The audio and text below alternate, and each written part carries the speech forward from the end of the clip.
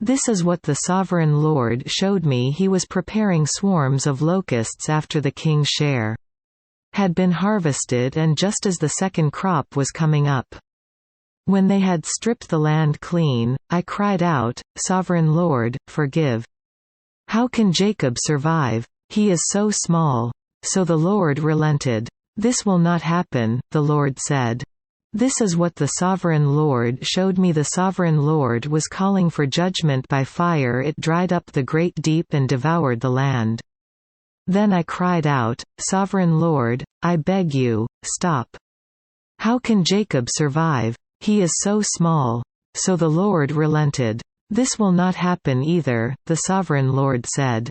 This is what he showed me. The Lord was standing by a wall that had been built true to plumb, with a plumb line in his hand. And the Lord asked me, What do you see, Amos? A plumb line, I replied. Then the Lord said, Look, I am setting a plumb line among my people Israel. I will spare them no longer. The high places of Isaac will be destroyed, and the sanctuaries of Israel will be ruined. With my sword I will rise against the house of Jeroboam. Then Amaziah the priest of Bethel sent a message to Jeroboam king of Israel, Amos is raising a conspiracy against you in the very heart of Israel. The land cannot bear all his words. For this is what Amos is saying, Jeroboam will die by the sword, and Israel will surely go into exile, away from their native land. Quote, Then Amaziah said to Amos, Get out, you seer. Go back to the land of Judah.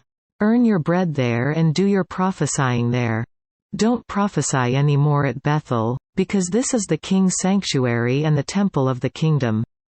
Amos answered Amaziah, I was neither a prophet nor a prophet's son, but I was a shepherd, and I also took care of sycamore fig trees. But the Lord took me from tending the flock and said to me, Go, prophesy to my people Israel.